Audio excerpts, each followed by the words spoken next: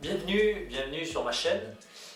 N'oubliez pas de vous abonner, mettre un petit like ou un commentaire dans la vidéo juste en dessous. Donc bienvenue aux 90% de gars qui me suivent parce que je parle de pornographie et je vous donne un petit peu des infos utiles qui, je l'espère, vont vous aider à décrocher de la pornographie qui est pour moi une addiction et qui peut nuire, alors je ne dis pas que ça nuit à tout le monde, comme j'ai eu dans certains commentaires, je dis que ça peut nuire à certaines personnes.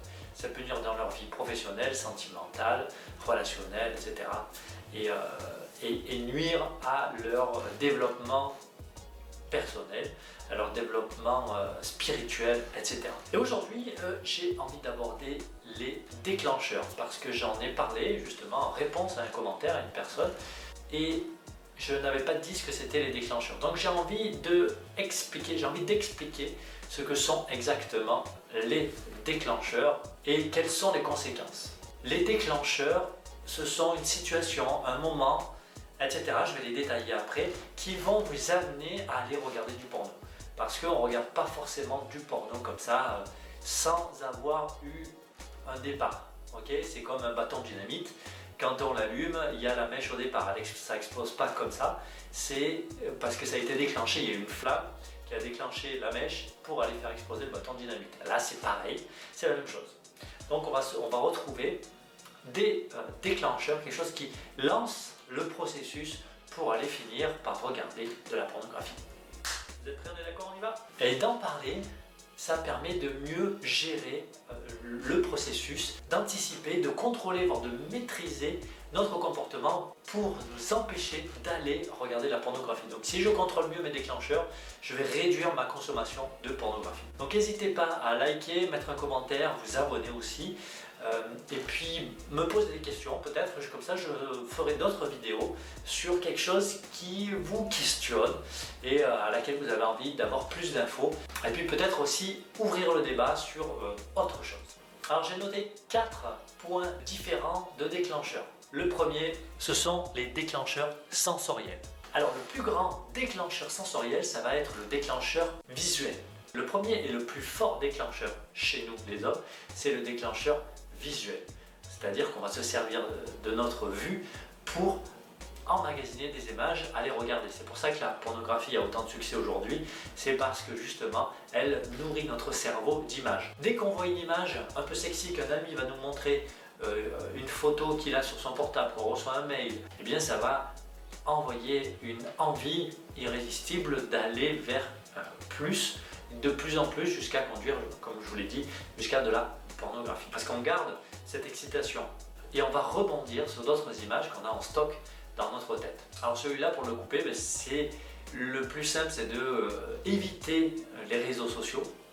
Parce que justement sur les réseaux sociaux, il y a beaucoup d'images de femmes dénudées ou de femmes en maillot, etc. qui peuvent être une source d'excitation externe. La télé-réalité qui est aussi une forte source d'excitation. Alors je dis pas qu'il faut se priver de regarder la télé, je ne veux pas du tout censurer tout ça, je parle uniquement pour les personnes qui sont fragiles et qui veulent faire ce chemin pendant un certain temps pour se désensibiliser de cette stimulation extérieure. Okay, donc je n'interdis à personne de regarder la télé-réalité ou les réseaux sociaux.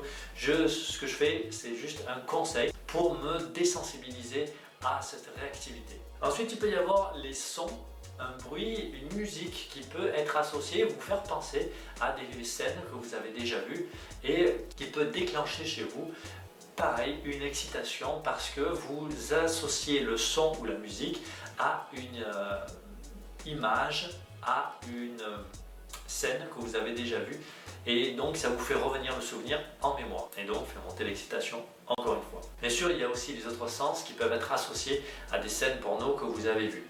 Donc ça, je vous laisse trouver vos propres exemples et trouver vos propres déclencheurs là-dedans. La deuxième catégorie de déclencheurs, ce sont les déclencheurs physiques. Alors bien sûr, vous l'avez peut-être déjà ressenti, mais l'été, avec la chaleur, on est plus enclin à avoir des chaleurs justement et on est plus enclin à être excité. Donc la chaleur va plus facilement nous exciter, donc c'est bien de repérer aussi les périodes, les moments où vous êtes plus chaud et plus excité, parce que là ça va décupler justement toute votre excitation et tous vos comportements d'addiction qui peuvent amener à aller regarder plus encore de la pornographie. En général, on en regarde plus l'été que l'hiver. Ensuite, lié à la chaleur, c'est la nudité. S'il fait très chaud chez vous, vous vous baladez tout le temps tout nu, ça va être beaucoup plus facile justement d'avoir accès à votre corps, accès à votre sexe et d'aller regarder de la pornographie facilement. Parce que rien que le contact de votre peau directement avec vos vêtements, avec votre, je sais pas, canapé, chaise ou autre chose, ça peut justement augmenter votre envie d'aller consommer de la pornographie. Pareil, le contact avec vous-même, la peau contre peau, vous êtes en train de regarder la télé, vous avez la main sur le ventre et ça va forcément augmenter votre excitation, ou en tout cas votre envie de vous exciter, et etc.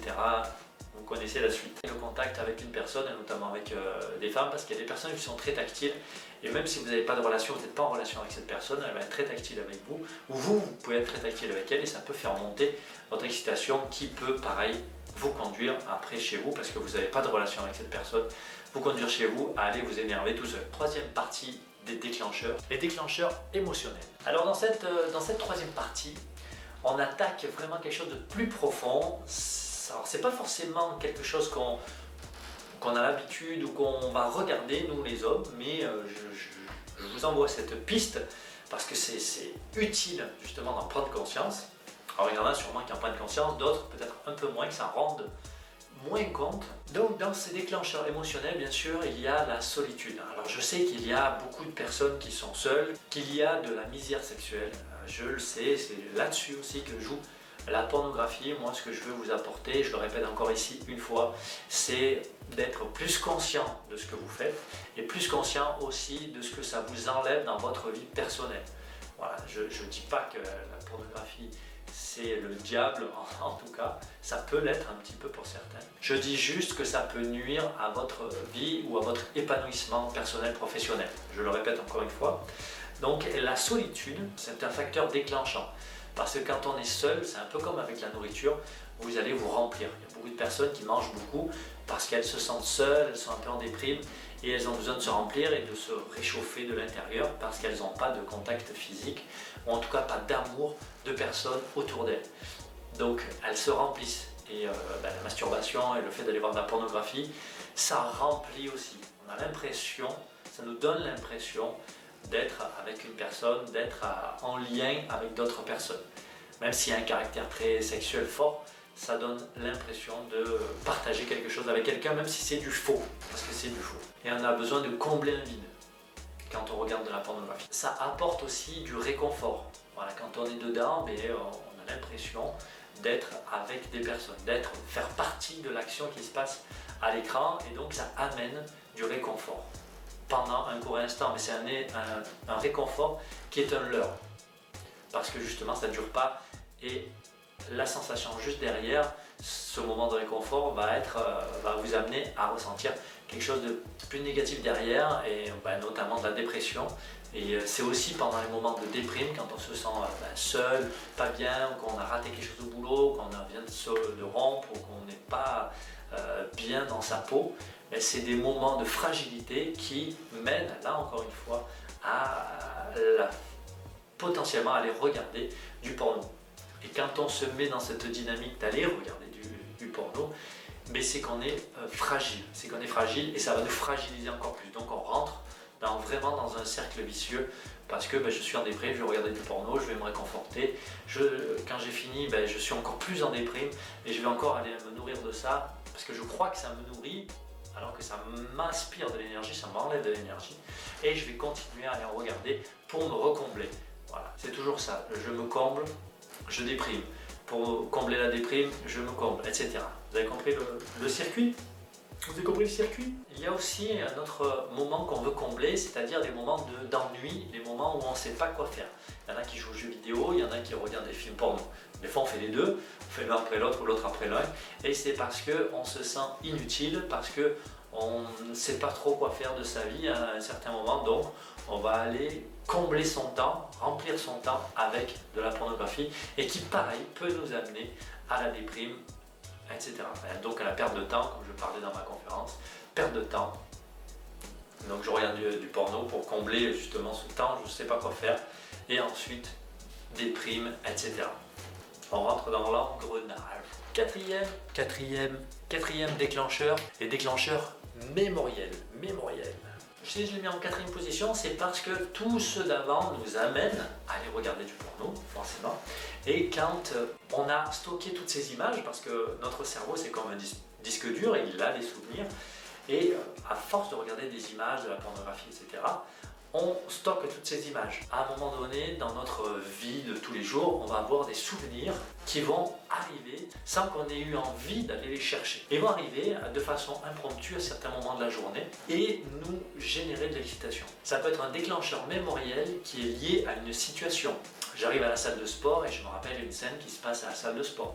Alors c'est pas forcément conscient, ça peut être inconsciemment, je ne prends pas conscience que c'est cet élément-là qui va me ramener le souvenir.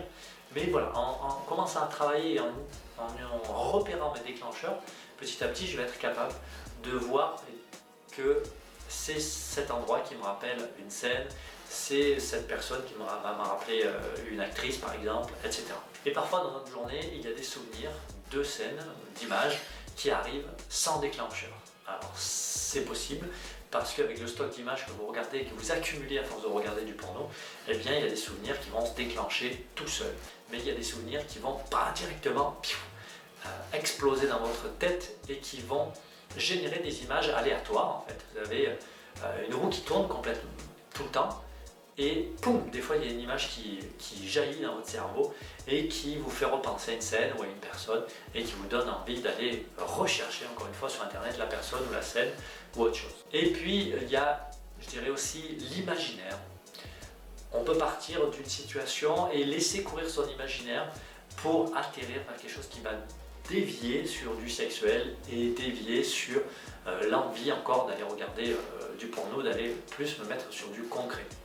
Alors je dis pas qu'au contraire l'imaginaire c'est très bien dans la sexualité, c'est un super atout dans votre sexualité de couple, etc., ou même seul, pourquoi pas, mais c'est le fait que ça puisse enclencher d'autres répercussions sur votre comportement, et notamment le fait d'aller rechercher des images et du concret, parce que l'imaginaire c'est pas du concret, c'est dans votre cerveau, c'est ce que vous créez, mais c'est qui peut être connecté à des images que vous avez déjà vues et que vous voulez encore plus vous nourrir d'images. En fait c'est ça le problème, c'est d'aller se nourrir, d'aller chercher encore plus d'images et de vouloir arrêter l'imaginaire. Donc pour moi l'imaginaire c'est très bien, c'est du fantasme, c'est super, mais le problème c'est qu'on veut toujours plus, et en voulant toujours plus, on va aller chercher des nouvelles catégories, des nouvelles personnes, des nouvelles têtes, etc. Et on rentre encore dans le cercle vicieux de l'envie de regarder encore et encore de la pornographie. Comme je viens de vous le partager, tous ces déclencheurs vont vous amener ou peuvent vous amener, tout dépend de votre implication dans la pornographie, peuvent vous amener à regarder encore plus de la pornographie.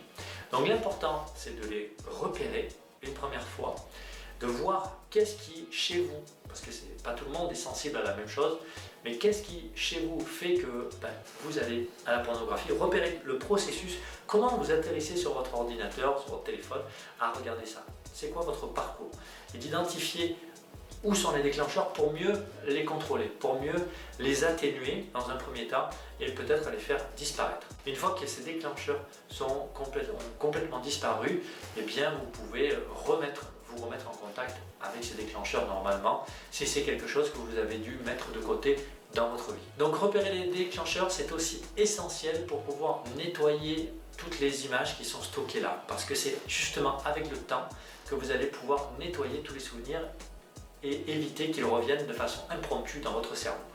C'est ça le but, c'est arriver à rester déconnecté de la pornographie pendant suffisamment de temps pour que vous n'ayez plus cette gêne mentale ou ces souvenirs qui arrivent, soit qui sont connectés à du visuel, à des situations, à vos souvenirs, et que enfin vous puissiez vivre une vie normale sans avoir sans arrêt des images qui viennent pervertir votre vie de tous les jours.